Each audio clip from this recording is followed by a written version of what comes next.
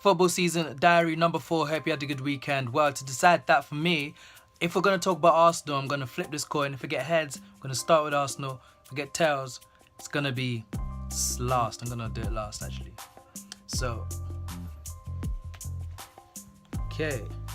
So, we got heads. There we go, ladies and gentlemen. Queen's head right there. So anyway, Arsenal played Liverpool yesterday, Sunday afternoon. If you didn't know, I would be very shocked. But yeah, Arsenal played Liverpool yesterday. Absolutely abysmal performance. Lost 4-0. It's absolutely, just devastating. If I could sum it up in words, I would say absolutely embarrassing. Second loss in a row. And as a domino effect, Oxlade-Chamberlain today has apparently handed in a transfer request and have agreed a fee with Chelsea for 35 million. It's a good thing for him. I mean, he hasn't scored that many goals for us. He scored like 2 or 1 goal last year, and he scored either 2 or 1 for like the last 5 or 6 years. I mean, this year and the end of last season was probably the only time he started playing well and even getting the opportunity, because Wenger didn't really play him. He played like Walcott. But Walcott has hardly featured this season. I don't think he's played or even started. He's come on as a sub, but he hasn't started. And then of course Wenger, we bought Lacazette for 50 something million, and he put him on the bench yesterday. Makes absolutely no sense. Put Danny Welbeck, who's not our first striker, on the pitch, and he missed 1 sitter at the beginning of the game, which could have changed everything. But after that, Liverpool went on and just bombarded us. Arsenal were flipped over, absolutely disgusting to watch. I've never seen anything like it. Misplaced passes. We had 0 shot on target in 90 minutes. Has anyone ever heard that? I think that's the first time Arsenal have not had a single shot on target in 3 years. And it was just terrible.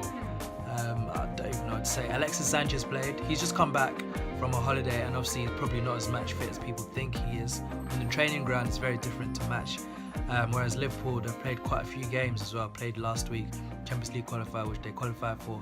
It was just terrible.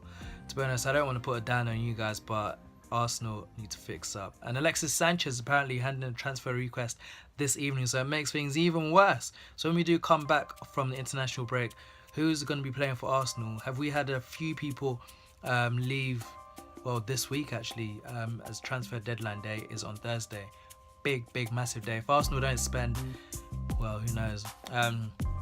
Chief Exec Ivan Gazidis said a few months ago that we're going to have a catalyst for change.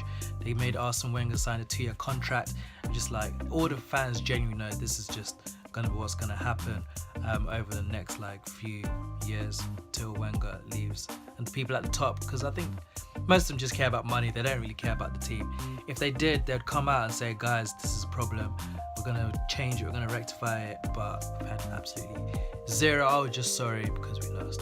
I mean, it does come down to the players playing at the end of the day, but the manager does inspire the team, put the players in the right positions. We bought Kolasinac, great defender, brand new. He's played pretty well since pre-season and coming on as well, but he was on the benches and didn't even play. Hector Bellerin, he's not a left wing back or a left back, and he was playing left back, and he was absolutely terrible. If you saw the goal that Salah scored, all he had to do is just kick it back towards the goal where it came from, but he decided to try and kick it, and it just failed, and Salah scored from counter-attack. I'm not even going to bother naming names because it would take me like 10 years to break down the whole game, but it was not a good performance from Arsenal. Lost 4-0, lost against Liverpool like that before. Even Daniel Sturridge came on for 2 minutes and he managed to get a goal. But anyway, on the bright side, Manchester United won 2-0 at home against Leicester City, which is a pretty good performance. Leicester were a bit unlucky, but that's just the way it is. Man United on a roll. Can they keep it going for the season? It'll be good if they can. They've got re-signed Ibrahimovic again, which is very good. I'm actually so terrified for the Manchester United front line with Pogba, Mkhitaryan, who's literally just playing so good right now. Can't even fault the United players. They're working as a team, as a unit. Hopefully they can keep going on. It sounds weird from an Arsenal fan, but it's good to watch, good football, and who doesn't mind seeing a team win, you know? So moving on, Crystal Palace lost 2-0 to Swansea. Huddersfield 0-0 with Southampton at home. Newcastle won a game 3-0 against West Ham. Of West Ham, probably the team are still gelling. They've got a lot of players that they bought over the summer. They've invested, but it's just a matter of time before we start to see decent results. Watford at home drew 0-0 with Brighton. Bournemouth lost to Man City. Man City, very controversial at the end when Sterling scored. The whole, situation with the crowd. Stewards saying Aguero elbowed him or assaulted him. We watched the replay. Aguero didn't do anything. I think he's just trying to get a bit of fame and saying, "Oh, Aguero hit me," and then he'll tell his grandchildren when he's older. But come on, man, get a life. It's seriously, you don't need to do that. Just do your job and go home. If you don't enjoy it, that's your own problem. Anyway, yesterday, as in Sunday, Spurs was so close to win the first game at Wembley. It didn't quite happen. Burnley scored very late in the game, and Chelsea won 2-0 at Everton. Very, very good performance from them. Obviously got off to a rocky start, but it looks like the team is starting to gel. Obviously they bought some new players, and people do take time to gel and all that kind of stuff. So yeah, and obviously people like Hazard coming back soon. So yeah, it looks good for Chelsea. And if Oxlade-Chamberlain goes there, maybe he could be part of that as well. You never know. West Brom finally drew 1-1 with Stoke. Stoke do have a lot of players, brand new players. They're playing okay, pretty well from Stoke standards. And West Brom obviously scored a very good goal actually.